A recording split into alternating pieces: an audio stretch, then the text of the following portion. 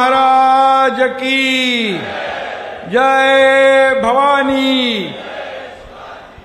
उपस्थित व्यासपीठावरील सर्व सन्माननीय मान्यवर आणि समोर बसलेल्या माझ्या लाडक्या बहिणी, त्यांचं मी मनापासून स्वागत करतो आणि इकडे लाडके भाऊ आहेत त्यांचंही मनापासून मी स्वागत करतो। खरं म्हणजे माझ्या लाडक्या बहिणी आणि लाडक्या भावांचं दर्शन घ्यायला मी आलोय आणि आपल्याशी संवाद साधायला आलोय। परवा रात्री दिल्लीत झालेल्या स्फोटामुळे संपूर्ण देश हळहळतोय। अतिशय चिंतेचं वातावरण सगळीकडे पसरलंय। या दुर्घटनेतील सर्व मृतांना मी श्रद्धांजली अर्पण करतो। त्यांच्या नातेवाईकांना हे दुःख पचवण्याची ताकद ईश्वराने द्यावी अशी प्रार्थना करतो। आणि या दिल्लीच्या घटनेनंतर सुरक्षा यंत्रणा पूर्ण देशभरात सतर्क झाल्या आहेत। खुद्द प्रधानमंत्री नरेंद्र मोदीजी आणि गृहमंत्री अमित भाई हे देखील ॲक्शन मोडवर आलेत। ज्यांनी हा हल्ला केला त्या अतिरेक्यांना खात्मा केल्याशिवाय आपलं लष्कर, आपले पोलीस स्वस्थ बसणार नाहीत हा विश्वास देखील या ठिकाणी आपण व्यक्त करतोय। आणि म्हणून या गोष्टीचं देखील विरोधक राजकारण करतायत, हे देखील दुर्दैव आहे। ऑपरेशन सिंदूरच्या वेळेस देखील असं जे पहलगाममध्ये आपल्या लाडक्या बहिणींचं कुंकू पुसण्याचं पाप पाकिस्तानी अतिरेक्यांनी केलं, त्यावेळेस देखील विरोधकांनी त्याचं राजकारण केलं, हे देखील दुर्दैव आहे। देव त्यांना सुबुद्धी देवो अशी प्रार्थना करतो। गेल्या महिन्यामध्ये आसमानी संकट कोसळलं। शेतकऱ्याचं होतं नव्हतं ते सगळं गेलं वाहून।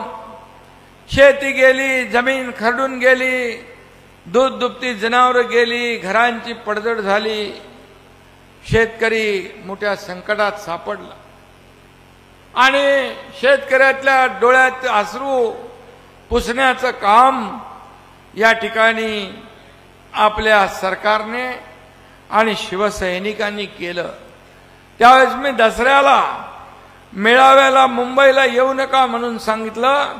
आनंद भरोसे आपले सगळे पदाधिकारी जे आहेत या सगळ्यांना मी सांगितलं, जे मुंदडाजी आहेत, लहाने आहेत, सुरेश जाधव आहेत, राजू कापसे, आंबेगावकर, माणिकराव, सगळेच, ज्योतिताई आहे, अप्पाराव वावरे आहेत, गीताताई सूर्यवंशी आहेत, लटपटे आहेत, सगळे लोक।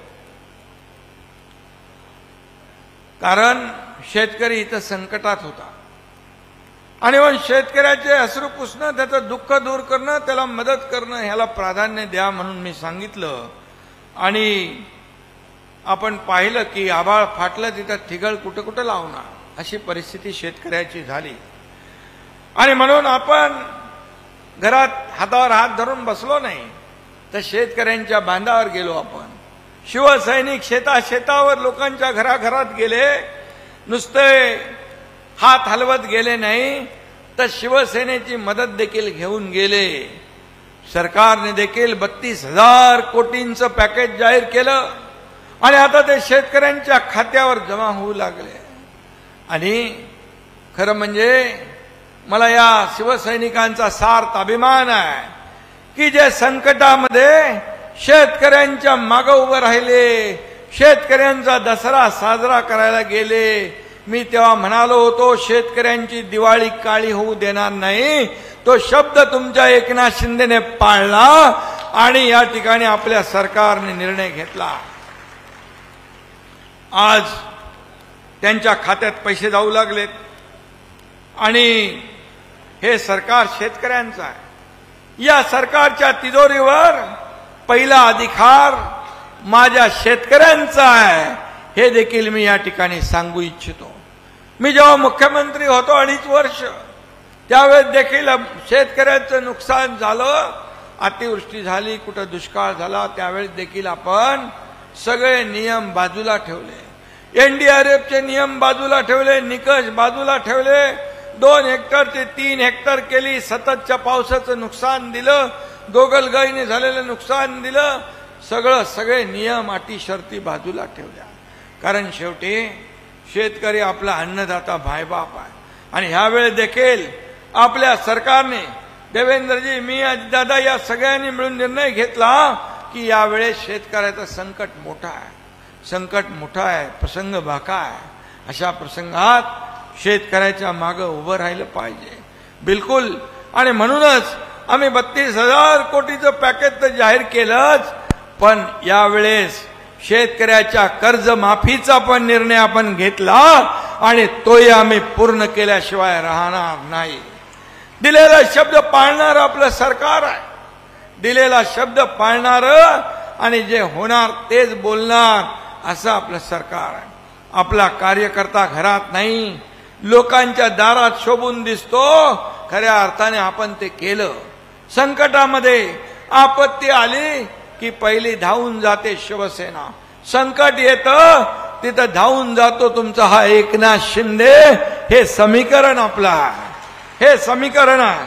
आणि म्हणून या ठिकाणी मी एवढंच सांगेन, हा एकनाथ कायम तुमच्या सोबत उभा आहे. एकदा शब्द दिला की मागे हटत नाही. बाळासाहेब सांगायचे, शब्द देताना 10 वेळा नाही 100 वेळा विचार करा, पण एकदा शब्द दिला की माघार नाही. आणि म्हणून तेच तत्व आपण घेऊन पुढे निघालोय. आणि म्हणूनच एक बार मैंने कमिटमेंट कर दी तो मैं खुद की भी नहीं सुनता, अशा प्रकारचं काम आपण करत आहे. आणि म्हणून लोकांचा विश्वास आपल्यावर आहे. आज माझ्या लाडक्या बहिणीने इथे प्रवेश केला, काल देखील राज्यभरातल्या लोकांनी केला. सकाळी येताना देखील इकडे येतानाही प्रवेश घेऊन येलो. दररोज प्रवेश सुरू आहे. शिवसेनेमध्ये सगळ्या इतर पक्षातले लोक काय येत आहेत? कारण शिवसेना हे कुटुंब आहे, शिवसेना हे परिवार आहे. शिवसेना ही कोण्या मालक नोकराची संघटना नाही, तर कुणी मालक नाही, तर कुणी नोकर नाही. इथं सर्व कार्यकर्ते आहेत, माझ्या सकट सगळे कार्यकर्ते आहेत. हा एकनाथ शिंदे जेव्हा मुख्यमंत्री होता त्याही वेळेस कार्यकर्ता म्हणूनच वागला. आजही कार्यकर्ता म्हणूनच वागतोय, उद्याही कार्यकर्ता म्हणूनच काम करणार. हा आपला पक्ष आहे, ही आपली शिवसेना आहे. आणि म्हणून कार्यकर्त्यांचा सन्मान वाढवणारी ही शिवसेना आहे, कार्यकर्त्यांचं खच्चीकरण करणारी शिवसेना नाही. आणि म्हणून हा फरक आहे पूर्वीच्या शिवसेनेत आणि आपल्यामध्ये. आता शिवसेना नाही, ती काही उबाटा झालेली आहे आता. म्हणून त्या उबाटातून बरेच लोक या ठिकाणी येतात. आणि म्हणून मी आपल्याला एवढंच सांगतो, या पेपर वाचला मी, याच्यात लिहिलंय, शेतकऱ्यांनो दगाबाज सरकारचा पंचनामा करा. उबाटेवाले येऊन गेले इकडं. अरे जेव्हा तुम्ही मुख्यमंत्री होता तेव्हा कधी आला नाहीत. आता मुख्यमंत्री नाही, आता सरकारला बदनाम करायला आता सगळ्या बांधा दिसायला लागले तुम्हाला. पण जेव्हा तुमच्या हातात होतं तेव्हा काय दिलं? आणि म्हणून दगाबाज कोण? सरकार, आम्ही का तुम्ही? हे जनता ओळखते. आणि म्हणून काँग्रेसच्या दावणीला शिवसेना बांधण्याचं पाप कुणी केलं? धनुष्यबाण गहाण टाकण्याचं पाप कुणी केलं? हे साऱ्या जगाला माहित आहे. आणि म्हणून झालेल्या विधानसभेच्या निवडणुकीमध्ये तुमच्या एकनाथ शिंदेच्या शिवसेनेला 80 पैकी 60 आमदार या महाराष्ट्रातल्या जनतेने दिले. आणि ज्यांनी 120 जागा लढवल्या त्यांना फक्त 20 जागा मिळाल्या. मग महाराष्ट्रातल्या जनतेने हे मान्य केलंय की 2022चा उठाव जो आपण केला, या राज्यामध्ये सगळे प्रकल्प बंद पाडले, सगळी कामं बंद पाडली आणि सगळे सण उत्सव बंद झाले.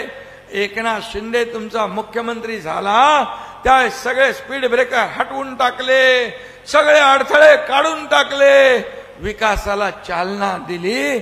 आणि एकीकडे विकासाला चालना दिली, दुसरीकडे लोकाभिमुख कल्याणकारी योजना सुरू केल्या. माझी लाडकी बहीण योजना सुरू झाली, तेव्हाही विरोधक म्हणत होते हे चुनावी जुमला आहे, हे निवडणुकीत घोषणा आहे, पैसे काय मिळणार नाही. पण मी सगळ्यांना सांगत होतो दिलेला शब्द एकनाथ शिंदेने दिलाय, तुमच्या भावाने दिलाय, तो पूर्ण केल्याशिवाय राहणार नाही हा शब्द मी दिला. आणि मी सांगितलं निवडणुकीत जेव्हा विधानसभेच्या हे दुष्ट सावत्र भाऊ तुमच्याकडे येतील मत मागायला, त्यावेळेस मात्र लक्षात ठेवा त्यांनी तुमच्या योजनेत खोडा घातलाय, कोर्टात गेले योजना बंद पाडायला, परंतु ते योजना बंद पाडू शकले नाही. कारण योजना देण्यासाठी मुख्यमंत्री म्हणून एकनाथ शिंदे तिथं बसला होता खंबीरपणे. आणि म्हणून योजना सुरू झाली, पैसे खात्यात जमा होऊ लागले आणि यांच्या पोटात दुखायला लागलं, मळमळ जळजळ सुरू झाली. आणि मी तेव्हा म्हणालो हे आल्यानंतर, हे सावत्र भाऊ हे आल्यानंतर यांनी खोडा घातलाय, त्यांना चांगला जोडा दाखवा. माझ्या लाडक्या बहिणींनी बराबर ऐकलं, छोटा मोठा जोडा दाखवला नाही, 7, 8, 6, 7, 8, 9 नंबरचा नाही दाखवला, 232 नंबरचा भला मोठा जोडा दाखवला आणि त्यांचं पानिपत करून टाकलं आणि त्यांना घरी बसवलं. 232 महायुतीचे आमदार निवडून तुम्ही दिले, यासाठी मी तुम्हाला धन्यवाद द्यायला आलोय. पण या आमचा आनंद भरोसे मात्र थोडक्यात सटकला. आणि म्हणून हा आनंद देणारा आनंद या ठिकाणी तुमची सेवा करायला उभा आहे. भरोसे म्हणजे हा भरोशाचा माणूस आहे, याच्यावर भरोसा करा, विश्वास करा, याच्या माग हा एकनाथ शिंदे ठामपणे उभा आहे. हे सांगायला मी आलोय, हे सांगायला मी आलोय. फक्त 80 बूथ मध्ये मागे होतो, परंतु येणाऱ्या पुढच्या निवडणुकीमध्ये हा आनंद भरोसे तुमच्या सगळ्यांच्या आशीर्वादाने मैदान मारून थेट विधान भवनात पोचल्याशिवाय राहणार नाही. असंच काम सुरू ठेवा, काम करत राहा आणि तुम्हाला जे जे काय पाहिजे ते देणारा हा एकनाथ शिंदे तुमच्या समोर उभा आहे.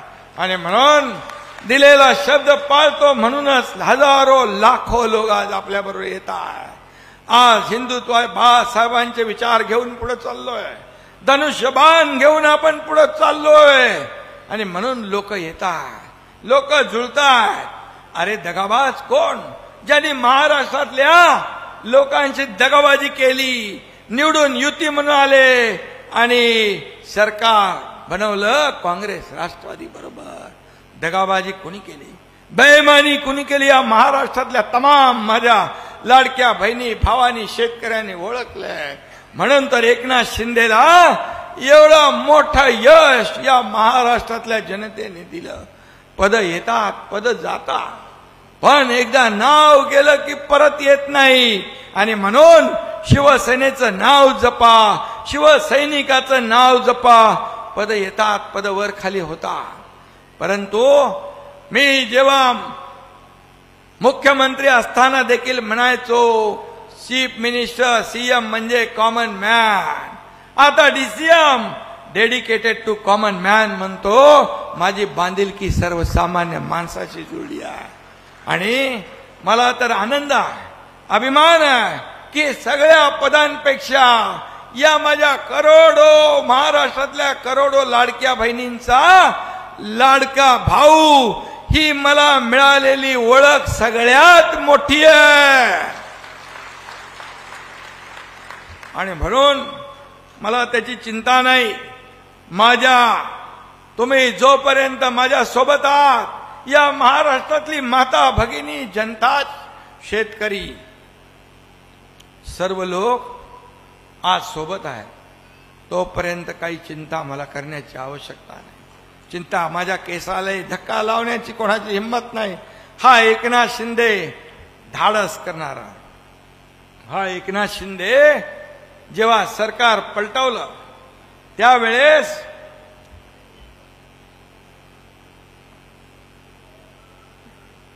सगळ्यांनी पाहिलं कठीण परिस्थिती होती, प्रसंग बाका होता, परंतु या महाराष्ट्रामध्ये अस्थिरता संपवण्यासाठी सर्वसामान्य माणसाचं सरकार आणण्यासाठी आम्ही तो निर्णय घेतला आणि तो जनतेने स्वीकारला. आणि जनतेने स्वीकारला म्हणूनच एवढं मोठं यश आपल्याला मिळालेलं आहे. आणि म्हणून जिथं जिथं संकट तिथं तिथं आपण धावून गेलं पाहिजे. इथं काही लोक अतिवृष्टीचा वरवंटा फिरला, परंतु काल परवा बिनकामाचे लोक येऊन गेले, हात वर करून सांगितलं माझ्या हातात काय नाही, देण्यासारखं काय नाही, काय नाही, काय नाही. काय होतं? जेव्हा होतं तेव्हा कधी दिलं? होतं तेव्हा कधी दिलं? आता सगळ्या लोकांना मी इंजेक्शन दिल्यामुळे तुरु तुरु सगळीकडे फिरायला लागले, नाही तर घरामध्ये बसले होते. कोविडमध्ये पण घरात बसले. फेसबुक लाईव्ह वरून काय सरकार चालतं काय? फेसबुक लाईव्ह नाही, फेस टू फेस लोकांमध्ये गेलं पाहिजे, लोकांमध्ये फिरलं पाहिजे, संवाद साधला पाहिजे. राज्य असं घरात बसून चालवता येत नाही. आणि म्हणून सगळीकडे जे काय वातावरण, दूषित वातावरण झालं होतं ते आपण पाहिलं. माझ्याकडे काय नाही, माझ्याकडे काय नाही, माझ्याकडे काय नाही. मग कशाला जाता लोकांकडे? अरे एक बिस्किटचा पुडा तरी घेऊन जायचं तर त्या पोरांना. या एकनाथ शिंदेने जे जे काय देता येईल ते दिलं.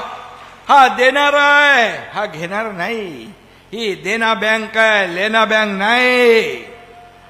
फुकटचा ताटा आणि नाव उभाटा कशाला सांगताय? अरे कोरोना काळात लोक तडपडत होते, मरत होते आणि तुम्ही लपून बसले होते घरामध्ये. कशाला पाहिजे ते मुख्यमंत्री पद? अरे या राज्याचा प्रमुख या सर्वसामान्य प्रजेचं रक्षण करणाराच पाहिजे, त्याच्या सुखदुःखात धावून जाणारच पाहिजे. आणि माझं कुटुंब, माझी जबाबदारी यापुरता मर्यादित राहता कामा नये. संपूर्ण महाराष्ट्र माझं कुटुंब आहे हे मानणारा मुख्यमंत्री पाहिजे. ते काम 2.5 वर्षात आपण केलं, याचा मला सार्थ अभिमान आहे.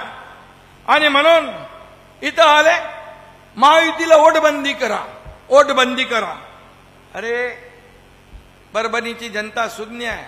या ढोंगी लोकांना बिलकुल चारा देणार नाही, चाराही घालणार, घास घालणार नाही. कारण तुम्ही वोट चोरी म्हणताय. काँग्रेस, राष्ट्रवादी काँग्रेसनी या देशामध्ये मोदी प्रधानमंत्री व्हायच्या आधी मोदीजी नोट चोरी केली, कितीतरी घोटाळे केले. काय काय केलं?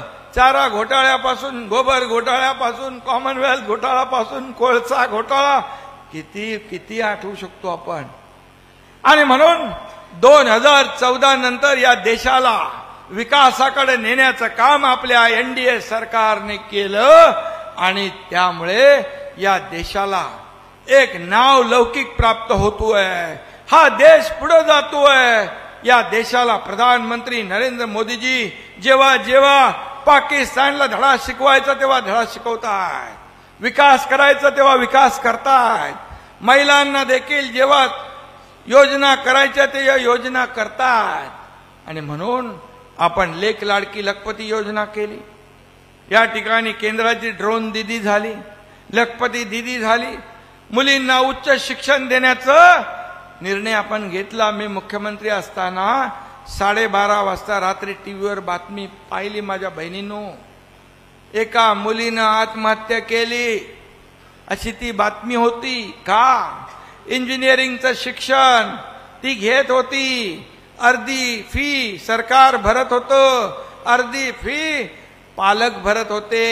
पण पालक फी भरू शकत नाही, माझा बाप फी भरू शकत नाही, तो आत्महत्या करायला नको म्हणून स्वतः आत्महत्या केली. एक अतिशय दुर्दैवी बातमी मी बघितली.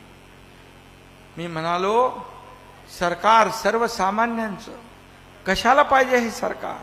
आपल्या राज्यात जर आपल्या छोट्या बहिणी मुली शिक्षणापासून वंचित राहत असतील आणि आत्महत्या करत असतील, ते सरकार कुणासाठी आहे? मी लगेच उच्च तंत्र शिक्षण मंत्र्यांना फोन केला, सांगितलं येणाऱ्या कॅबिनेट बैठकीत 50% ऐवजी 100% फी देण्याचा निर्णय आपण घेऊया. 100% फी माफ केली. हे सरकार आहे आपलं. हे सरकार दुसऱ्याचं लबाडून खाण्यासाठी सरकार नाही, घोटाळे करण्यासाठी सरकार नाही. आणि म्हणून मी आपल्याला सांगतो की आज या सरकारला आपण जे काही निवडून दिलंय, आता जबाबदारी आमची आणखी वाढली आहे. आमची टीम काम करतीये, राज्याला पुढे नेते आहे. आणि ज्यांच्या ओठावर भवानी आणि पोटात बैमानी असं काम आपलं नाही. असं आपलं काम नाही. जे ओठात आहे तेच पोटात आहे, आणि जे पोटात आहे तेच ओठात आहे. डबल काम आपण करत नाही. आणि म्हणून माझ्या सर्व लाडक्या बहिणींनो, भावांनो, शिवसेना एवढ्या जोरात पुढे चालली आहे, याच्या पोटात मळमळ जळमळ झाली आहे. आणि हे का होतंय, कशासाठी होतंय, यामुळे पोटदुखी उठली आहे. का एक शेतकऱ्याच्या मुलानं मुख्यमंत्री होऊ नये? का एक गरीबाच्या घरातल्या पोरानं मुख्यमंत्री होऊ नये? का जळजळ, का मळमळ मला जाणीव आहे गरिबीची. आणि म्हणून तर मी लाडकी बहीण योजना, लेक लाडकी लखपती योजना, एसटी मध्ये 50% सवलत, बचत गटाला अनुदान, अशा अनेक योजना केल्या. लाडक्या भावांसाठी केल्या. शेतकरी सन्मान योजना 6,000 रुपये वर्षाला, ती योजना सुरू केली. वयोश्री योजना सुरू केली. या सगळ्या योजना का केल्या?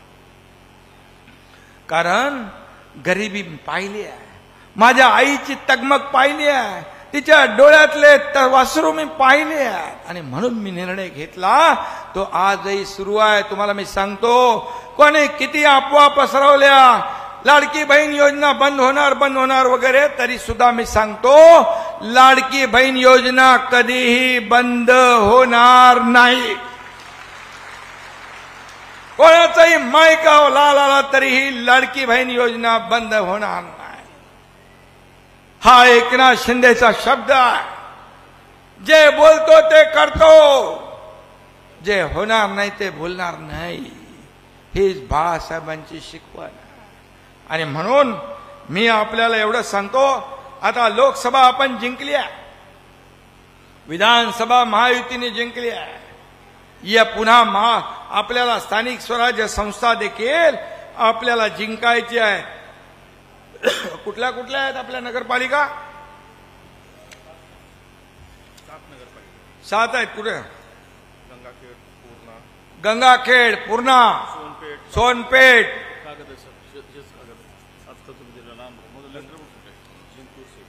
जिंतूर, शेलो.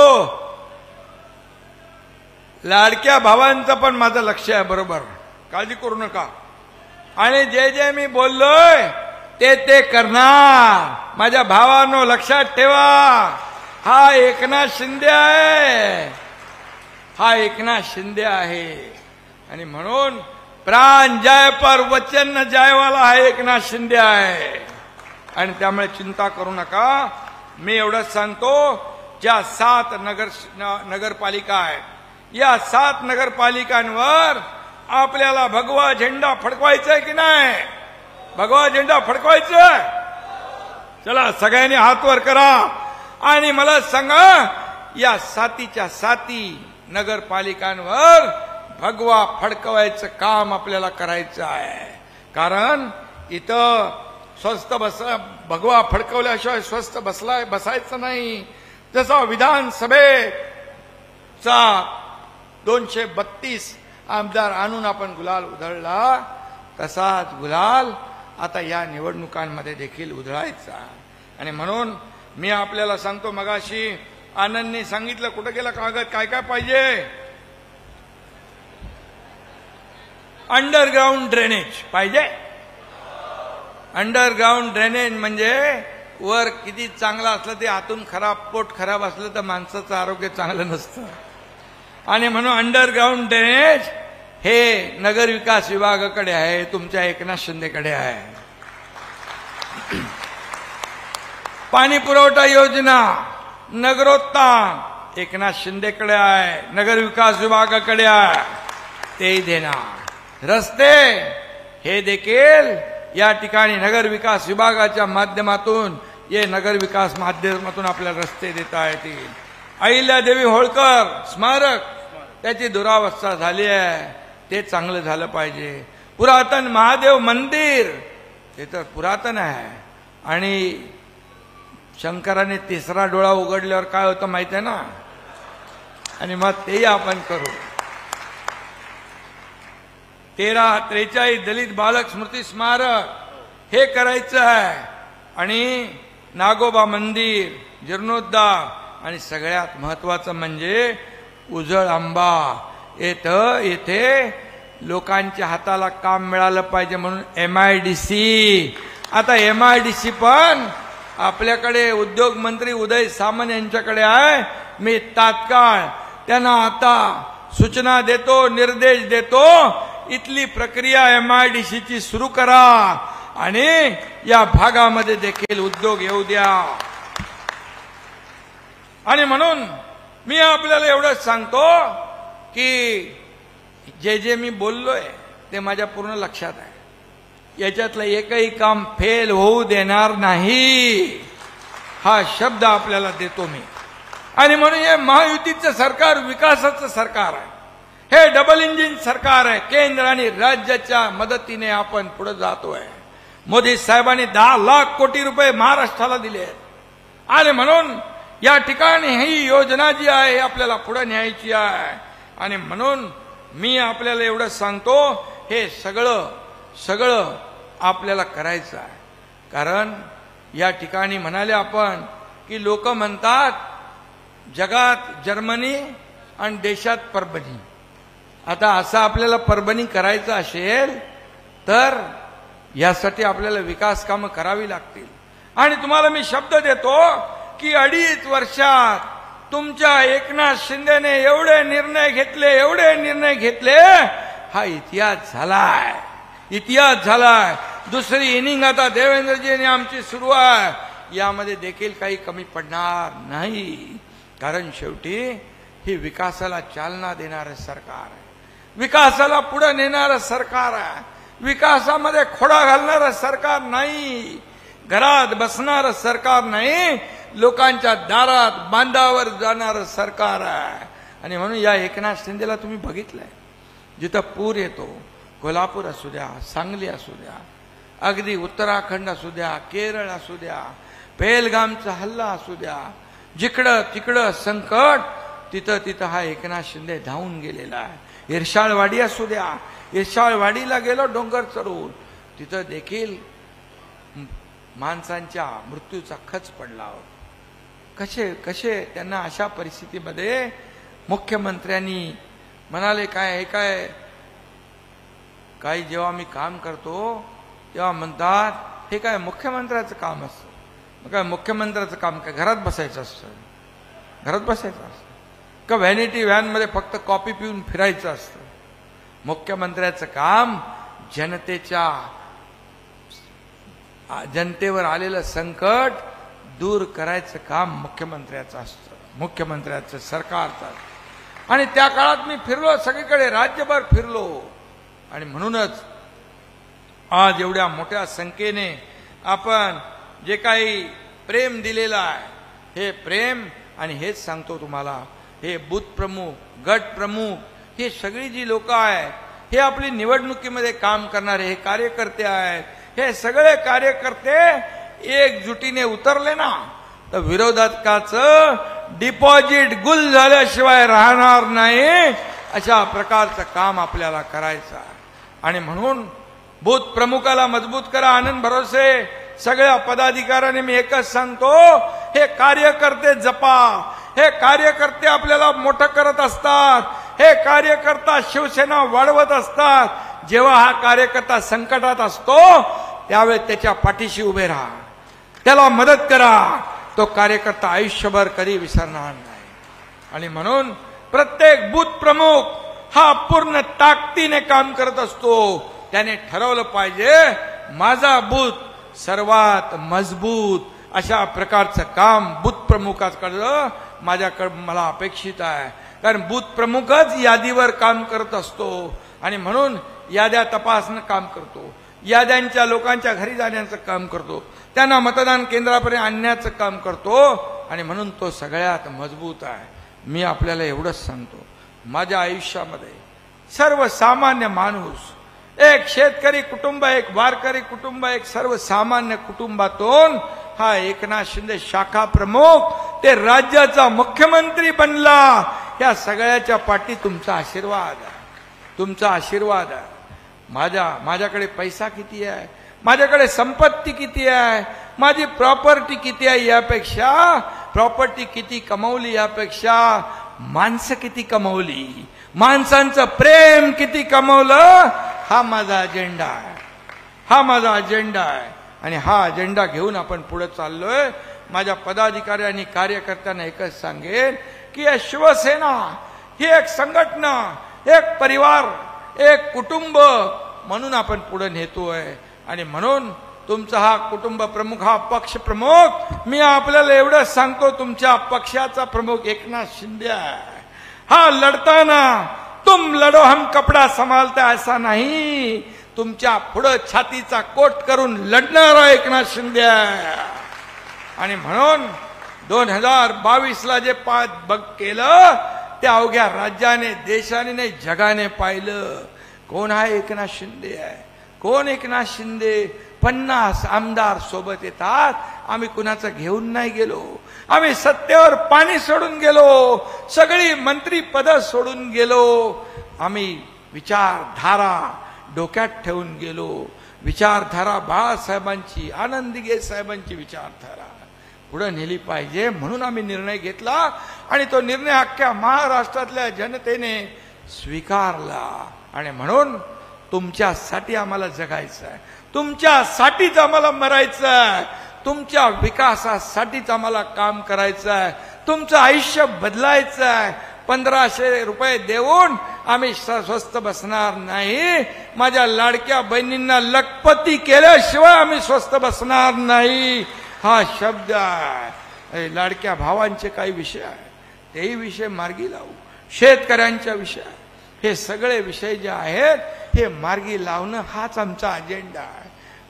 मला काय मिळालं यापेक्षा मी लोकांना काय दिलं हे महत्वाचं आहे.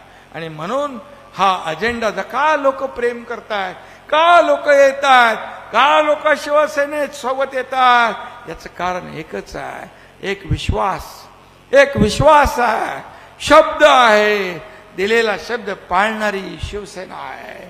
आणि म्हणून मी आपल्याला जाता जाता एवढंच सांगतो की येणाऱ्या स्थानिक स्वराज्य संस्थांमध्ये आपण एकजुटीने लढा, ताकदीने लढा आणि भगवा फडकवा.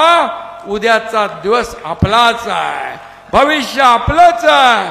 पक्ष मोठा झाला तर कार्यकर्ता मजबूत होतो, त्या भागाचा विकास होतो. आणि मी जे जे बोललोय ते केल्याशिवाय राहणार नाही, हा शब्द आपल्याला देऊन जातो. आनंद भरोसे सगळे आपले पदाधिकारी यांचं मनापासून मी अभिनंदन करतो, मनापासून आपल्याला शुभेच्छा देतो. धन्यवाद. जय हिंद, जय महाराष्ट्र. धन्यवाद सन्माननीय एकनाथजी शिंदे साहेब.